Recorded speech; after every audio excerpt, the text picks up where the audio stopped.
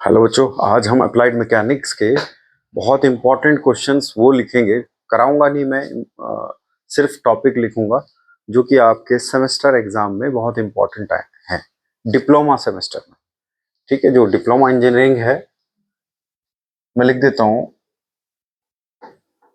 For diploma engineering के लिए है अप्लाइड मैकेनिक्स के इंपॉर्टेंट क्वेश्चन है, इंपॉर्टेंट क्वेश्चंस है semester exam point of view से। सेमेस्टर एग्जामिनेशन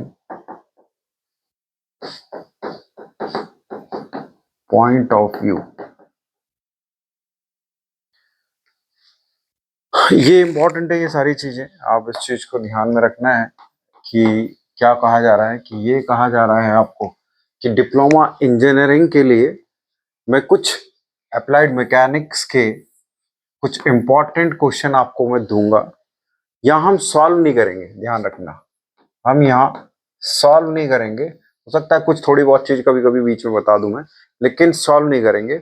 आपको मैं क्वेश्चन दूंगा और वो एग्जाम, सेमेस्टर एग्जाम में आने के पूरे पूरे चांसेस आपको दिखाई देंगे। ठीक है, चलिए करते हैं। जैसे आपको पेपर में बोलेगा कि स्केलर क्वांटिटी, आपको लगेगा फिजिक्स से जुड़ा हुआ है। फिजिक्स से तो जुड़ा हुआ है ही बेटे, लेकिन स्केलर एंड वेक्टर क्वांटिटीज, ठीक है, स्केलर एंड वेक्टर क्वांटिटीज, इन दोनों में हो सकता है वो आपसे डिफरेंस पूछ ले। क्या पूछ ले? दोनों में अंतर पूछ सकता है कि ये क्या होती हैं और ये क्या होती है। ये अलग है, ये अलग है। एग्जाम्पल्स पूछ सकता है, एग्जाम्पल्स पूछ सकता है। एग्जाम्पल मीन्स क्या होते हैं एग्जाम्पल? एग्जाम्पल क्या होते हैं? जैसे स्केलर का क्या होगा? स्केलर का जैसे आप बोल सकते हैं टाइम, जैसे टाइम, मास, राइट। ये तो समझ में ही आ गया होगा आपको क्यों मैं ऐसा लिख रहा हूं। ठीक है, यहां पर आपका आएगा वेलोसिटी, एक्सेलरेशन। ठीक है, उसका रीजन क्या है कि जब हम स्केलर की बात करते हैं तो स्केलर में सिर्फ मैग्नीट्यूड होता है, डायरेक्शन होती ही नहीं। क्यों भाई? जब हम यहां वेक्टर की बात करते हैं, यहां मैग्नीट्यूड होता है एज वेल एज आपके पास डायरेक्शन भी होती है। जबकि यहां जब हम बात करते हैं, यहां सिर्फ आपके पास मैग्नीट्यूड दिखाई देगा, डायरेक्शन तो होती ही नहीं है, डायरेक्शन होती ही नहीं है। और ऐसे बहुत सारे अंतर इसके अंदर आपको दिखाई देंगे। ठीक है, तो आपको इसके अंदर डिफरेंसेस लिखना है, एग्जांपल्स लिखने हैं। ये आपके पास एक क्वेश्चन ऐसा कुछ आ सकता है।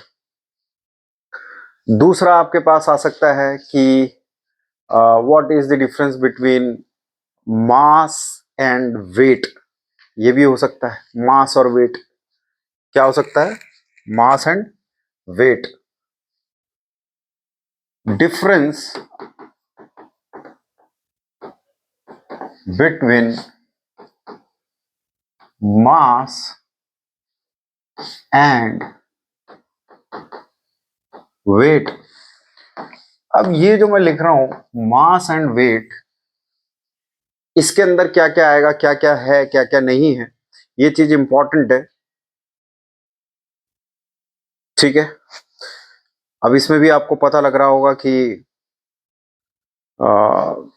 क्या कांस्टेंट रहता है, या है ना, जो हर एक प्रत्येक स्थान पर जो कांस्टेंट रहेगा वो आई थिंक मास है, और जो कि वेट है वो बदल जाता है जी की वजह से। देखिए, जो मास होता है ना, मैं नॉर्मली आपको एक चीज बता दूं कि जो मास होता है, मास तो कांस्टेंट रहेगा, आप कहीं पे भी चलेगा। मैं यहां से लेके, मैं यहां मैं हूं, मैं कोई व्यक्ति है यहां, और ये अर्थ पे है। ठीक है, तो यहां जी की वैल्यू होगी कुछ। अब इसको मून पे डाल दो, मून, बेटे मास तो वही रहेगा, बट वेट बदल जाएगा, बिकॉज यहां जी डिफर करेगा, यहां जी अलग है, यहां जी अलग है। मास अगर इसका 80 किलोग्राम है और इसका भी 80 किलोग्राम है, लेकिन यहां अगर मैं बात करूं वेट की, तो यहां बदल जाएगा आपका वेट, और यहां वेट अलग हुआ, क्योंकि अर्थ पे तो आप 9.81 ले लेते हो, लेकिन ऐसा थोड़ी ना कि आप मून पे भी वही लेंगे, इसलिए मास तो कांस्टेंट है। तो इस तरीके के आप लिखेंगे। ठीक है, ये दूसरा क्वेश्चन हो गया आपका, ये दूसरा क्वेश्चन है। अगले पे आ जाओ आप, अगला क्वेश्चन लिख लो आप। हम्म,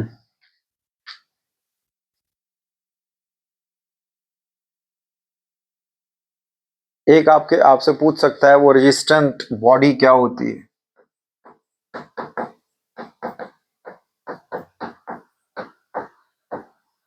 ये पूछ लेगा आपसे।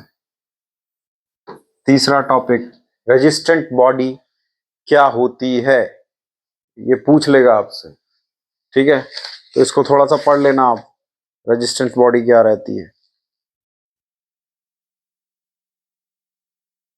ठीक है,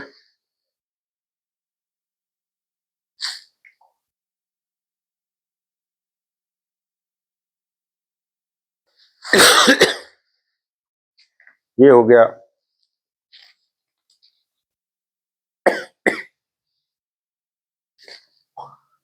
कुछ चीजें जैसे रिजिड बॉडी हो गया, या रेजिस्टेंस बॉडी होगी, रेजिस्टेंट बॉडी या फ्लेक्सिबल बॉडी, ये जितनी भी हैं ये सब पेपर में पूछी जाती हैं।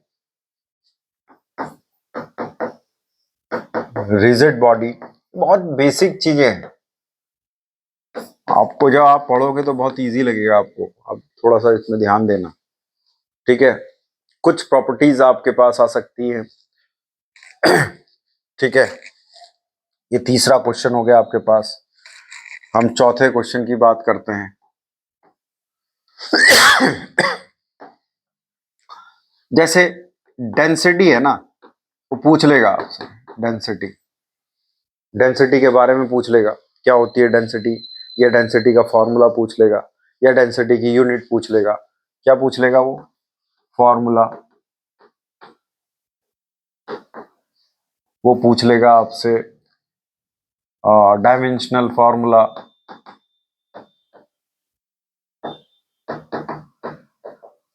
फॉर्मूला पूछ सकता है, राइट। तो ये जो डेंसिटी है, डेंसिटी से ये सारी चीजें इस तरीके से पूछ सकता है भाई आपसे, है ना। आप लिखोगे, डेफिनेशन तो होता ही है। ठीक है,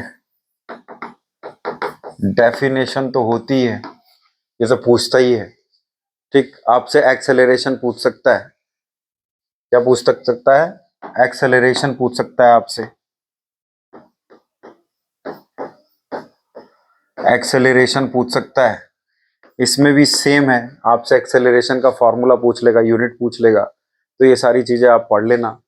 ठीक है, इसके लिए प्रॉपर डेफिनेशन दोगे आप, फॉर्मूला लिखोगे और डायमेंशनल फॉर्मूला लगाओगे, आपको प्रॉपर तरीके से बताना है क्या रहता है। ठीक है, दूसरा, आप आपने इंस्टंटेनियस एक्सेलरेशन भी सुना होगा, तो इंस्टंटेनियस एक्सेलरेशन बहुत इंपॉर्टेंट है, इसको भी ढंग से पढ़ना आप। जैसे एंगुलर वेलोसिटी है, अगला एक topic angular velocity.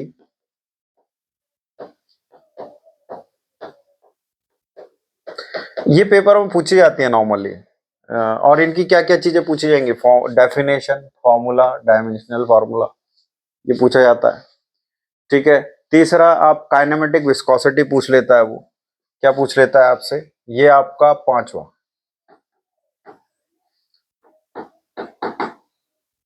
Kinematic viscosity क्या पूछ लेगा आपसे, काइनेमेटिक विस्कोसिटी क्या होती है। ठीक है, काइनेमेटिक, तो ये आपको बहुत इंपॉर्टेंट है, ये जब आप पढ़ोगे तो आपको समझ में आएगा कि इसको, पहली बात तो विस्कोसिटी समझ में आ जाएगा आपको, आप पढ़ोगे तो, है ना। अभी आज आपको सिर्फ इंपॉर्टेंट क्वेश्चन बता रहा हूं मैं, समझा नहीं रहा हूं। ठीक है, तो आप लोग सिर्फ एग्जाम के हिसाब से आप देखिए। तो काइनेमेटिक विस्कोसिटी हो गया। कंसेप्ट ऑफ मूवमेंट जो है वो पेपर में कई बार आता है, देख लेना आप, छठा कंसेप्ट ऑफ मूवमेंट। ये छोटी छोटी चीजें हैं जो कि वैसे तो 10th में भी पढ़ाई जाती है मुझे लगता है, लेकिन वहाँ बच्चा बहुत बेहतरीन तरीके से इसको पढ़ता नहीं, और बढ़िया से नहीं पढ़ता, बस सिंपल यही है। और यहाँ से क्या आ सकता है आपसे, आपको पूछ सकता है वो कि स्ट्रेस क्या होती है भाई। सेम वही है, यहाँ आपसे सब क्या चीजें, तीन चीजें इंपॉर्टेंट है यहाँ की, वो आपसे क्या पूछेगा, डेफिनेशन पूछेगा, आपसे फॉर्मूला पूछ लेगा, आपसे डायमेंशनल फॉर्मूला पूछ लेगा,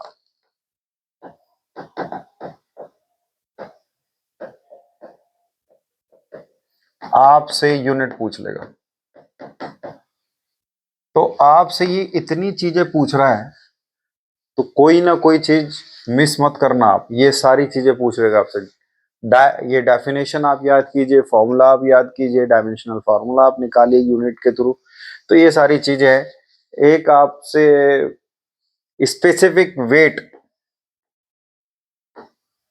स्पेसिफिक वेट,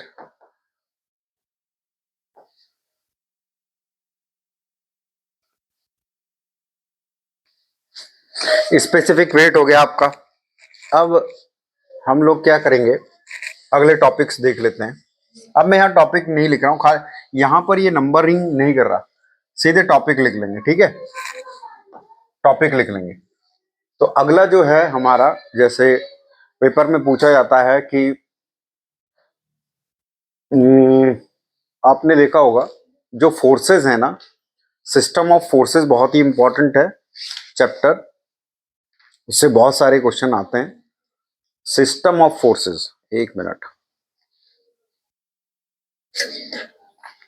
ठीक है।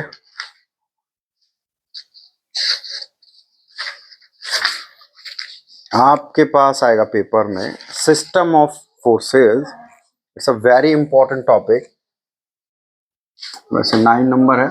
System of forces,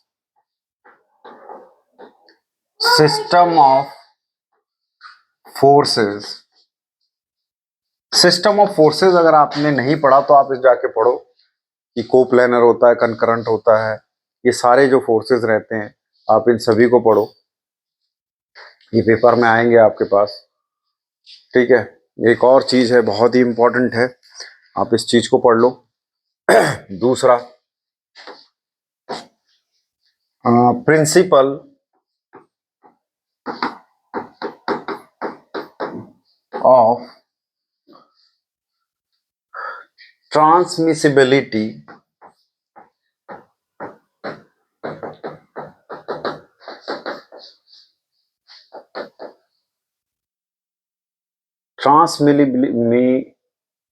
transmissibility of force, बहुत इंपॉर्टेंट है। मैंने कहा ना आज खाली टॉपिक हम देंगे। Third topic is law of superposition, law of superposition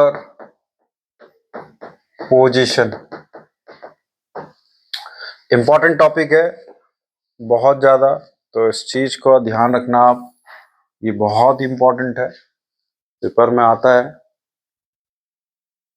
और जी लॉ ऑफ पैरेललोग्राम बहुत इंपॉर्टेंट है, आपको लॉ ऑफ पैरेललोग्राम पढ़ना पड़ेगा।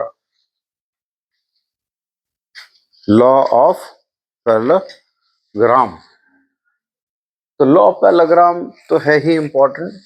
नेक्स्ट पेज पे चलें या इसको इरेज कर दें? इरेज करते हैं। अगला जो टॉपिक मैं लिख रहा हूं वो है, लिख रहा हूं law of triangle of forces, law of triangle of forces. बहुत इंपॉर्टेंट है, आप इसको बहुत तरीके से ट्राइंगल, ठीक है, law of triangle of forces बहुत इंपॉर्टेंट टॉपिक है, आप इसको पढ़ के जाओ पेपर में। Second one is Lami's theorem, Lami's theorem, it's a very important, आप इसको पढ़ लेना लामीज थ्योरम को। और कंकरेंट फोर्स पे क्वेश्चन आ सकता है आपको, चलो अभी पहले ये बताते हैं, कंकरेंट फोर्स पे भी और लामीज थ्योरम पर भी न्यूमेरिकल आता है पेपर में, उसको कैसे डील करोगे आप, थोड़ा सा मैं बता देता हूं। जैसे लामीज थ्योरम तो ये हो गया, मान लीजिए किसी एक पॉइंट पे,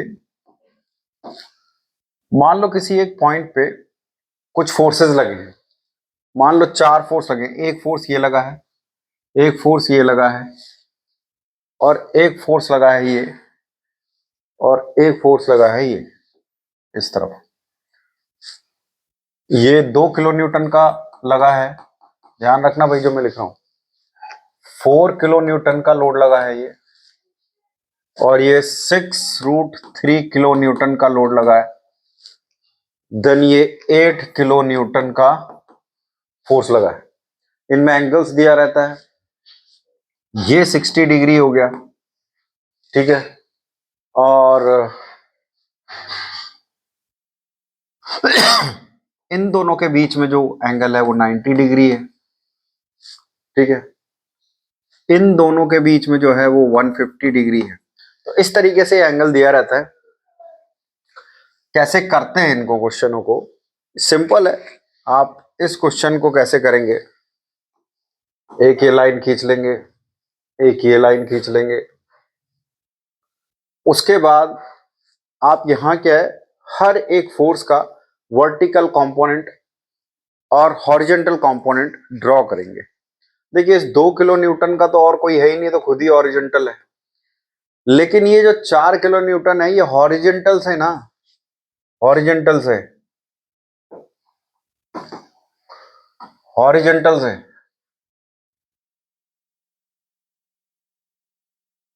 एक प्रॉपर एंगल पे लगा है 60 डिग्री पे, तो जब 60 डिग्री पे लगा है तो हम इसको यहाँ 60 डिग्री पे रिजॉल्व करेंगे इधर वर्टिकल कंपोनेंट को, ठीक है, और जब वर्टिकल कंपोनेंट को इधर रिजॉल्व करेंगे तो ये हो जाएगा बेटे 4 किलो न्यूटन साइन 60, और इसी का हॉरिजॉन्टल कंपोनेंट भी आएगा 4 cos 60। साइन और कॉस में हम तोड़ते हैं, ये मैं बता चुका हूं कई बार कि साइन कॉस में क्यों तोड़ते हैं। मान लीजिए किसी एक पॉइंट पे एक फोर्स लग रहा है, ठीक है, इसका हॉरिजॉन्टल कंपोनेंट क्या होगा और इसका वर्टिकल कंपोनेंट क्या होगा, मान लीजिए एक थीटा पे लगा है ये P है, तो इसका वर्टिकल कंपोनेंट कितना हो जाएगा, P साइन थीटा हो जाएगा, और ये हो जाएगा P cos थीटा। इस वाले फोर्स को उठा के अगर मैं यहां लगा दूंगा तो अब इसके अंदर पाइथागोरस थ्योरम लग जाएगी, और पाइथागोरस थ्योरम जब लगेगी तो ये P साइन थीटा, अगर मुझे ये निकालना है, अगर मान लो मैं इसको रिजल्टेंट मान लूं, ये रिजल्टेंट मान लूं, तो इसका square plus P cos theta का स्क्वायर, इसको सॉल्व कर लो आप तो P आ जाएगा। ठीक है, तो इस वजह से इसको कॉस साइन में तोड़ा जाता है। दूसरा, अगर अब ये क्या है कि ये है देखिए ये 60 है, ये 90 है, 150 हो गया, तो यहां ये एंगल कितना बचा 30, ये 60, ये 90, 150 और ये पूरी हॉरिजॉन्टल लाइन है तो कितना बचा 30।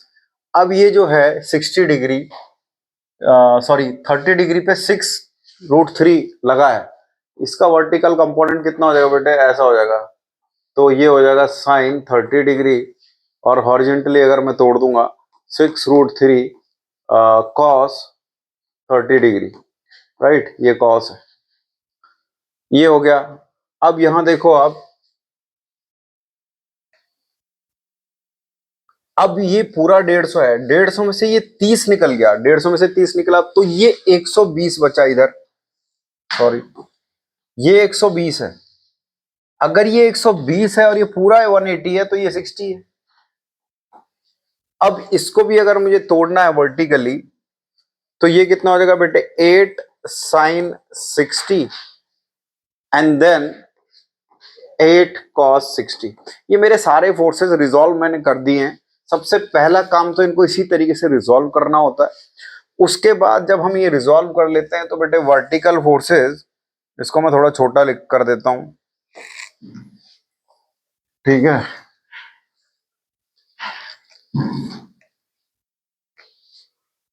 अब यहां देखो, अब इसमें जो होता है हमारे जो वर्टिकल फोर्सेस हैं उनका अलजेब्रिक सम शुड बी 0, जो हॉरिजॉन्टल फोर्स हैं उनका अलजेब्रिक सम शुड बी 0। सिर्फ ऐसे ही बता रहा हूं मैं अभी, वैसे ये सॉल्व कराना नहीं था मुझे, ठीक है, ये 0 होना चाहिए। जब ये दोनों 0 करेंगे आप, ठीक है, कहीं ना कहीं इसका रिजल्टेंट कहीं ना कहीं काम कर रहा होगा आपका, कहीं ना कहीं रिजल्टेंट होगा इसका। मान लीजिए यहां रिजल्टेंट है, मुझे नहीं पता कितनी डिग्री पे लगाए, इन फोर्सेस का कहीं ना तो रिजल्टेंट होगा ना, मुझे नहीं पता कहाँ है। तो ये जो जब हम वर्टिकल फोर्सेस निकालेंगे और हॉरिजॉन्टल फोर्सेस निकालेंगे, तो जब हम रिजल्टेंट निकालते हैं तो इसका फॉर्मूला हो जाता है वर्टिकल फोर्सेस का स्क्वायर प्लस हॉरिजॉन्टल फोर्सेस का होल स्क्वायर, जितने भी हमारे आते हैं। अब आप ये सोच रहे हो ये क्यों आया, क्योंकि यहां पर भी सेम वही पाइथागोरस थ्योरम है, ये वर्टिकल फोर्सेस, ये हॉरिजॉन्टल फोर्सेस और ये रिजल्टेंट, ये आपके वर्टिकल फोर्सेस, ये आपके हॉरिजॉन्टल फोर्सेस, इसीलिए वहां पाइथागोरस थ्योरम लग जाती है, ये आ जाता है, ठीक है, ऐसा कुछ आ जाता है। अब यहां देखो, अब ये वर्टिकल फोर्सेस यहां से निकाल लेंगे, यहां लगा देंगे तो रिजल्टेंट आ जाएगा। और कितने एंगल पे लगा है, टेन थीटा इक्वल टू जो वर्टिकल फोर्सेस का सम आया और जो हॉरिजॉन्टल फोर्सेस का सम आया। ऐसा क्यों, क्योंकि परपेंडिकुलर अपॉन बेस होता है,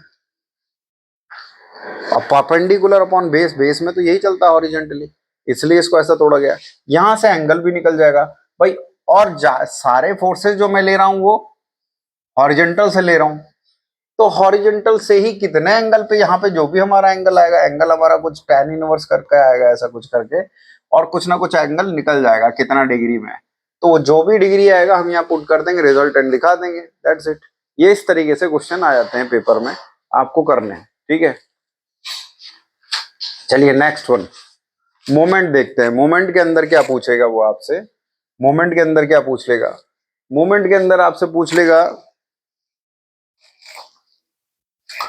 मोमेंट के अंदर आपसे पूछ लेगा वैरिग्नन थ्योरम।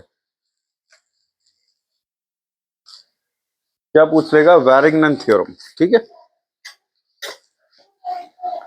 बहुत इंपॉर्टेंट है, वैरिग्नन थ्योरम पूछता है, ये तो आपको बिल्कुल पढ़ के ही जानी है।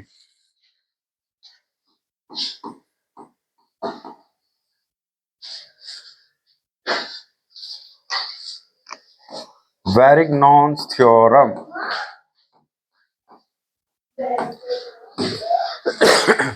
ये थ्योरम तो आपको पढ़ के ही जानी है, बहुत इंपॉर्टेंट है, ध्यान रखिएगा। वैरिग्नन थ्योरम बहुत इंपॉर्टेंट है, ठीक है, ये पढ़ के जाइएगा आप।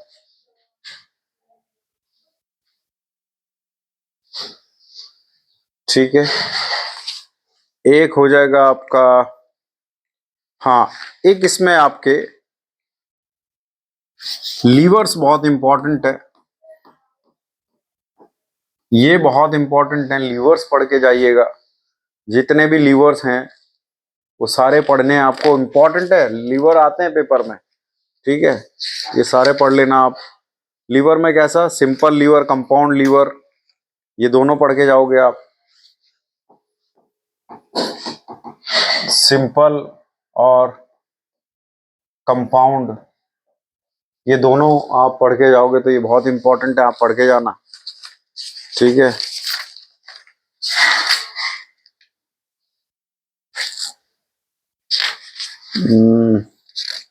एक और चीज है इसके अंदर, जब आप बेल क्रैंक लीवर पढ़ेंगे,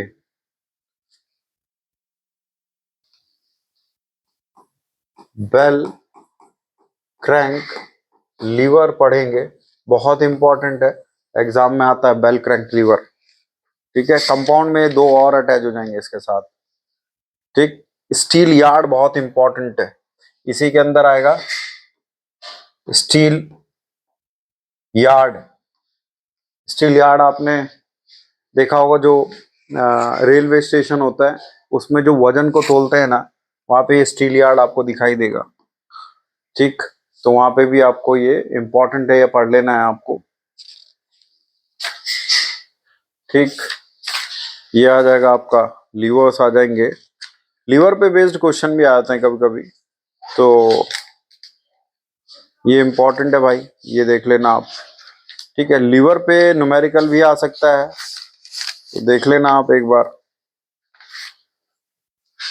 आपकी रिएक्शंस फाइंड आउट करने के लिए तो आएगा ही आएगा न्यूमेरिकल एक, ठीक है। और क्या आ सकता है, हाँ, एक चीज और है जो बहुत इंपॉर्टेंट है,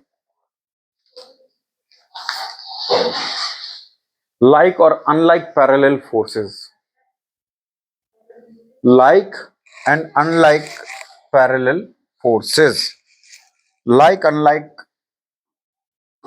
like and unlike parallel forces. मैं अगर इसको यहाँ बताने लग जाऊं तो ये बड़े बड़े क्वेश्चंस, मतलब एक्सप्लेन करने में बहुत समय लग जाएगा, तो आपकी जो वीडियो है, जो आपको मजा नहीं आएगा कि इंपॉर्टेंट क्या है देखने का, इसलिए मैं यहाँ बता नहीं रहा हूँ, ठीक है। मैं सिर्फ आपको ये बता दे रहा हूँ कि एग्जाम में आप इसको पढ़ के जाओ, आराम से पास हो जाओ बस। कपल तो आप पढ़ेंगे ही, लेकिन मूवमेंट ऑफ कपल आप बहुत इंपॉर्टेंट है, मूवमेंट ऑफ कपल आप पढ़ के जाओ, मूवमेंट ऑफ कपल आप पढ़ के ही जाओ, और यूनिट भी पढ़ के जाना, इसकी यूनिट ऑफ कपल की भी पढ़ के जाना, ठीक है, इंपॉर्टेंट है। इसमें एक न्यूमेरिकल आ सकता है, आप उसको पढ़ के जाना है न्यूमेरिकल को, न्यूमेरिकल कुछ कैसा आएगा इस पे बेस्ड, आप देख लो, मैं बता रहा हूं। इसमें कुछ न्यूमेरिकल कैसा आएगा कि आपके पास ऐसा कोई एक रेक्टेंगल दिया रहेगा, ऐसा कुछ रहेगा, ठीक है। उसके बाद वो कह देगा कि इस वाले में ये क्या है, रेक्टेंगल ABCD, ABCD, ये एक रेक्टेंगल है, इसमें आपके पास फोर्सेस लगे हैं, इधर लगा है आपका, कितना लगा है भाई, ये 20 न्यूटन लगा है, और ये मेरी वीडियो भी बनी है इससे पहले ऐसी, आप देख लेना इसको, न्यूटन है, किलो न्यूटन है, न्यूटन है खाली, ठीक है। ये न्यूटन हो जाएगा, 100 न्यूटन हो जाएगा बेटे, ये 160 न्यूटन हो जाएगा, और इसके डायगोनल में जो लगे हैं भाई, ये हो जाएगा 40√2, ठीक है, और इधर हो जाएगा ये 100√2, ठीक है। तो ये है, अब आपसे ये पूछ लेगा, आपसे क्या पूछ रहा है भाई ये, ठीक है, वो बोल रहा है कि जो मूवमेंट होगा ना, मूवमेंट 160 न्यूटन मीटर आना चाहिए भाई, निकाल लेना।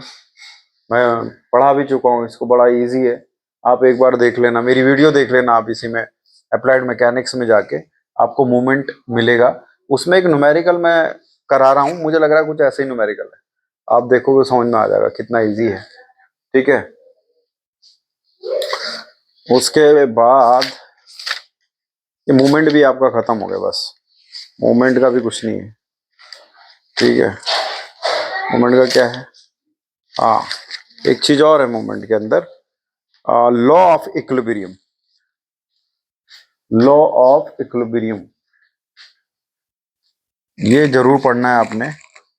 लॉ ऑफ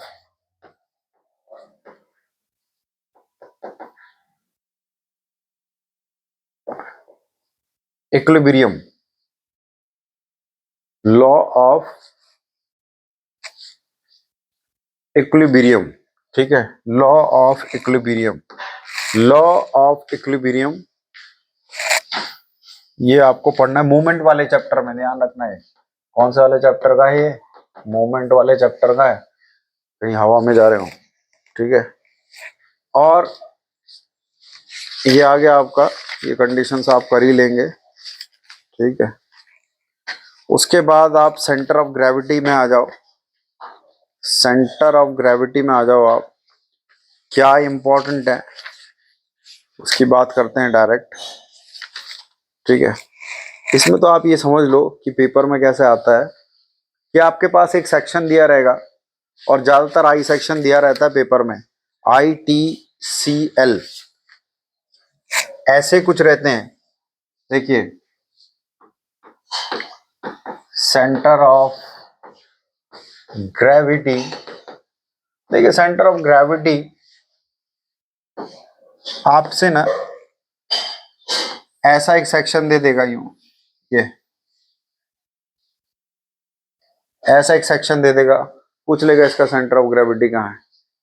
ठीक है, आपसे डिस्टेंस वगैरह दे देगा, यहाँ इसके अंदर डिस्टेंस वगैरह दे देगा, और इससे पूछ लेगा CG कहाँ है इसका। ठीक है, आपसे बोल देगा कि ये एक C है ऐसा कुछ, इसका CG कहाँ है वो पूछ लेगा।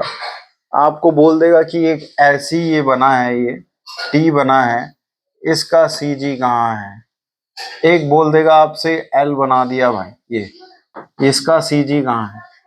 तो ये जो आपके पास फिगर दिखाई दे रही है, इसका एक न्यूमेरिकल सेंटर ऑफ ग्रेविटी से आना ही आना है। तो ये आप बिल्कुल पढ़ के जाओ, ये मैं करा चुका हूँ, मेरी वीडियो आप देख लेना, उसके अंदर शायद मिल जाए आपको ये, और नहीं भी तो आप पढ़ के जाओ एग्जाम में। ठीक है, चलिए नेक्स्ट देखिए। सेंटर ऑफ ग्रेविटी से मुझे लगता है इतना ही आता है, और हाँ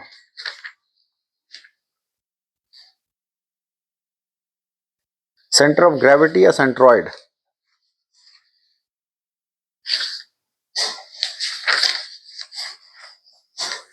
ठीक है, तो ये आप कर लेना, ये इसमें से एक न्यूमेरिकल आएगा आपके पास। न्यूमेरिकल आता है इसमें, याद रखिएगा। और कभी कभी तो ऐसा भी रहता है कि कुछ कैसा रहता है बता रहा हूँ, कभी कभी ये वाले सेक्शंस नहीं भी रहते। कभी कभी आपके पास सेक्शन कुछ ऐसे होंगे कि मान लो वो आपको बोल देगा कि इस तरीके से आपसे एक सेक्शन दे दिया आपको। ठीक है, ये एक सेक्शन दे दिया इस तरीके से, ये सिमेट्री में बना हुआ है, और आपसे बोल देगा यहां से ऐसे काट लेगा, इसमें से ये हिस्से को हटा देगा, यहाँ से काट के यहाँ से इतने हिस्से को ट्रिम कर देगा ये। ठीक है, यहाँ इसको ट्रिम करेगा, ये हटा देगा यहाँ से। अब वो पूछेगा क्या कि जो ये वाला एरिया मेरे पास बच रहा है ना, ये ये ये वाला, ये पूरा हिस्सा, ये ये वाला जो पूरा हिस्सा है, इसका आप CG निकालो। ठीक है, ये इंपॉर्टेंट है, ये इंपॉर्टेंट है आप। ठीक है,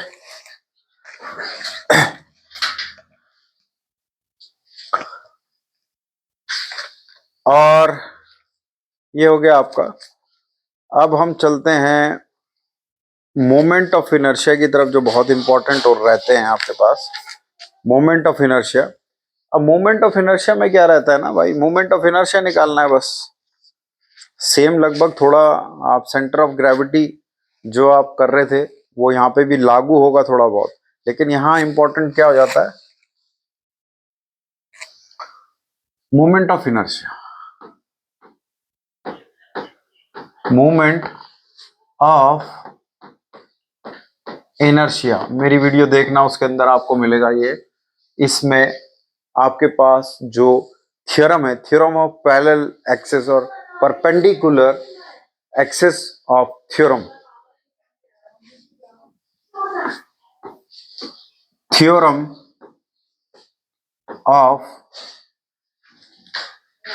of parallel axis, parallel axis, और ये एक्सिस लिख दिया मैंने, एक्सेस होगा, क्या होगा, एक्सेस होगा, ठीक है। एक्सेस मतलब बहुत सारे, दो ही तो हैं, मोर देन वन तो दो ज्यादा हो गए, ठीक है। एक होता है थ्योरम ऑफ परपेंडिकुलर एक्सिस। ये दोनों इतने इंपॉर्टेंट है कि हर साल पेपर में आपको दिखाई देंगे, हर साल पेपर में इनमें से एक आती है। मेरी वीडियो देख लेना, वहां मिल जाएगी आपको, ठीक है। Radius of gyration, radius of gyration, कुछ लोग रेडियस ऑफ गायरेशन बोलते हैं, कुछ लोग रेडियस ऑफ जायरेशन बोलते हैं, तो आप देख लेना इसको, ठीक है। Radius of gyration, radius of gyration बोलते हैं कुछ लोग रेडियस ऑफ जायरेशन बोलते हैं, ठीक है। ये बहुत इंपॉर्टेंट है, ये भी आप पढ़ लेना, पेपर में कई बार पूछा जाता है, ठीक है। और क्या पूछा जा रहा है पेपर में हम देख लेते हैं, ठीक है। और मोमेंट ऑफ इनर्शिया सेम वही, अब आप इसके अंदर, अब आपको सेक्शंस दे देंगे तो मोमेंट ऑफ इनर्शिया पूछ लेगा, सेम आप वहीं आ जाओ कुल मिला के, कि अब आपको वो आई सेक्शन दे रहा है, पहले तो सेंटर ऑफ ग्रेविटी सीजी पूछ रहा था, लेकिन अब वो आपसे मोमेंट ऑफ इनर्शिया पूछ रहा है। क्या पूछ रहा है, मोमेंट ऑफ इनर्शिया। यहाँ ज्यादातर आपके पास दो ही सेक्शन आते हैं, आप कोशिश करना कि आई और टी को सॉल्व करके जाओ, आप सिर्फ आई और टी को ही सॉल्व करके, और तो सारे आ ही जाएंगे आपको वैसे तो, जब आप एक सेक्शन को कर लेंगे तो ये आपको प्रॉपर तरीके से आप करके जाओ, ये दो सेक्शन, एक आपका आई सेक्शन हो गया, एक आपके पास टी सेक्शन हो गया। और रेडियस ऑफ गायरेशन क्या होता है, और ये मोमेंट ऑफ, इनके लिए मोमेंट ऑफ इनर्शिया, ठीक है, मोमेंट ऑफ इनर्शिया, इनके लिए मोमेंट ऑफ इनर्शिया निकाल के, जैसे नॉर्मली अगर आपके पास, ऐसे मैं आपको एक नॉर्मल बताता हूं, जैसे मान लो ये एक रेक्टेंगल आपको सामने से दिखाई दे रहा है, ये बी है और ये डी है, अगर ये रेक्टेंगल टाइप का है तो अगर मुझे मोमेंट ऑफ इनर्शिया निकालना है इसका, तो बी डी क्यूब बाई 12 होगा, ठीक है। अगर सर्कल है और ये डी है तो इसका मोमेंट ऑफ इनर्शिया निकालूं तो पाई बाय 64 डी की पावर 4 होगा। तो ये क्या है, ये इनके मोमेंट ऑफ इनर्शिया है इस तरीके से। अब यहां कैसे अप्लाई होंगे आप पढ़िए, क्योंकि पेपर में आएगा। अब ये एक दिन में इतना ज्यादा नहीं पढ़ाया जा सकता है, तो खाली इंपॉर्टेंट ही बता रहा हूं मैं अभी आपको, ठीक है। सिर्फ मोमेंट आप समझिए अभी। अब हम करते हैं सिंपल मशीन की बात, ठीक है।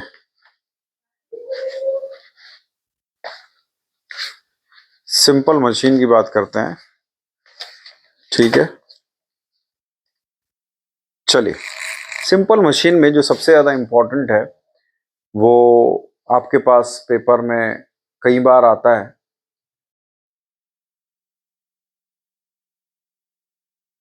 कि आप फर्स्ट सेकंड थर्ड जो तीनों हैं, सिस्टम ऑफ पुली,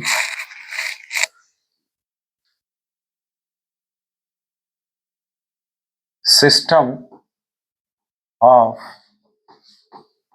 पुली, देखो सिस्टम ऑफ पुली के अंदर क्या है, एक तो फर्स्ट सिस्टम ऑफ पुली है, एक सेकंड सिस्टम ऑफ पुली है, एक थर्ड सिस्टम ऑफ पुली है। मैं तीनों पढ़ा चुका हूं, मेरे पास वीडियो में भी है, वीडियो में है, और आप ये बिल्कुल अच्छे से करके जाएंगे क्योंकि ये पेपर में बिल्कुल निश्चित आना है, पेपर में आना ही आना है, ठीक है। और वॉर्म एंड वॉर्म व्हील,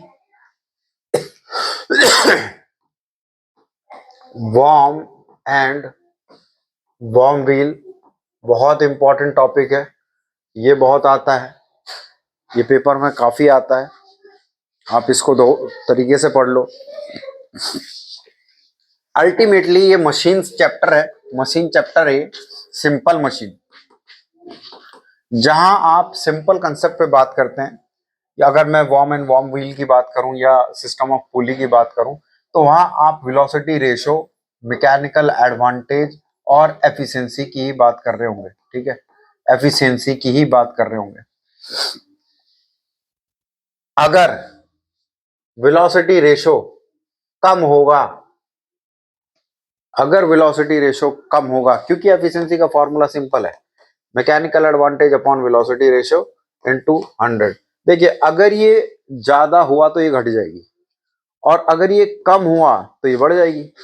तो वेलोसिटी रेशो को अगर मुझे, ये होता है distance travel by the effort upon distance travel by the load, तो अगर मुझे ये मैं बढ़ाऊंगा distance travel by the load, तो वेलोसिटी रेशो मेरा घट जाएगा, और वेलोसिटी रेशो घट गया तो मेरी एफिशिएंसी बढ़ जाएगी। इसी तरीके से मैकेनिकल एडवांटेज है, mechanical advantage equal to effort upon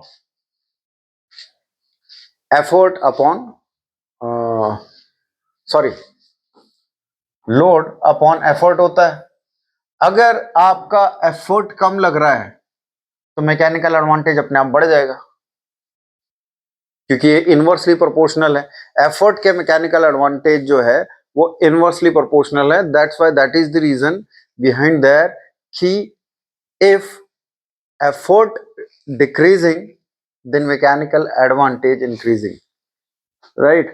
एक तो ये हो गया, ये सारी ये कंसेप्ट आपको पढ़ के जाने पड़ेंगे, ठीक है।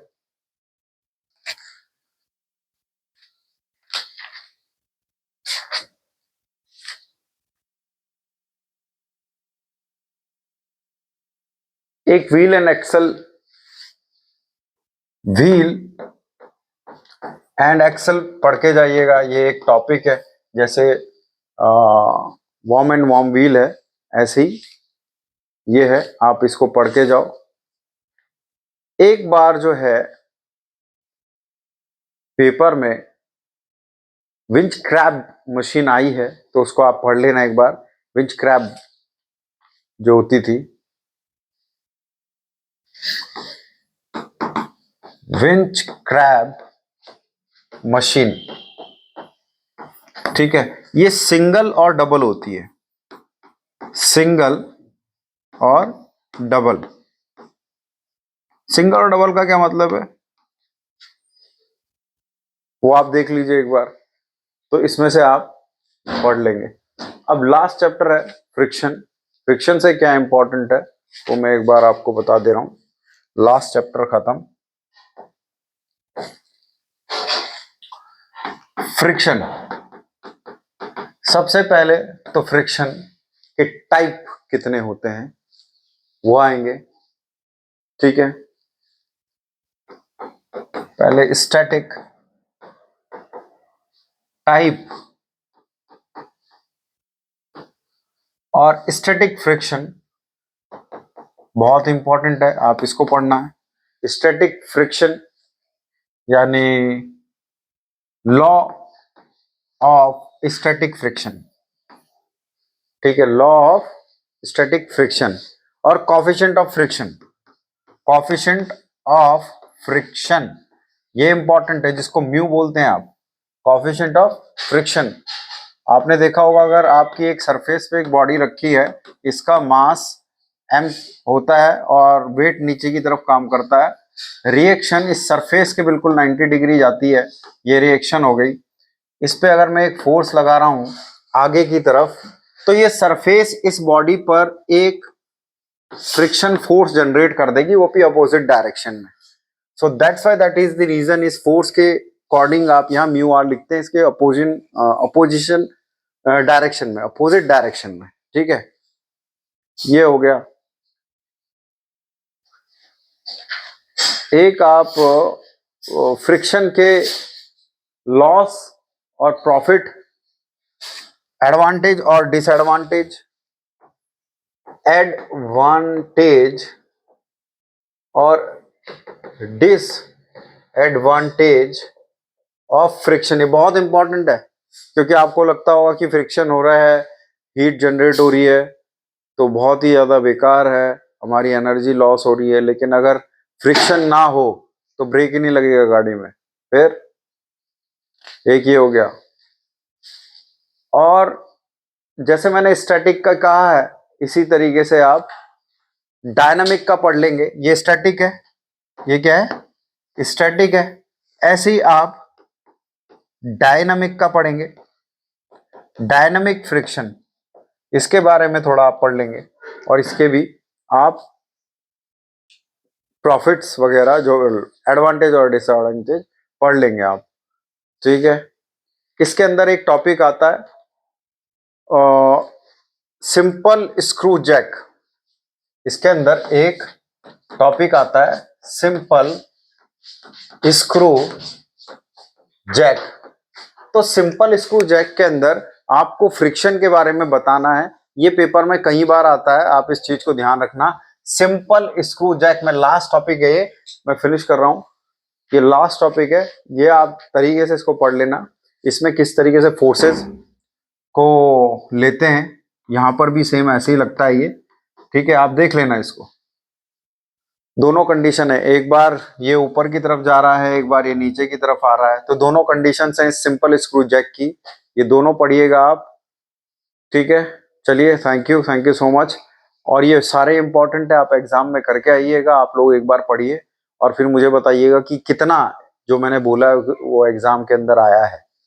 आता यही है इंपॉर्टेंट जो मैंने बताया है, तो इतना भी पढ़ लोगे आप तो बहुत अच्छे ठीक ठाक मार्क्स आ जाएंगे। थोड़ा सा डीप थोड़ा पढ़ना पड़ता है, थोड़ा सा पढ़ के जाइएगा। Thank you so much.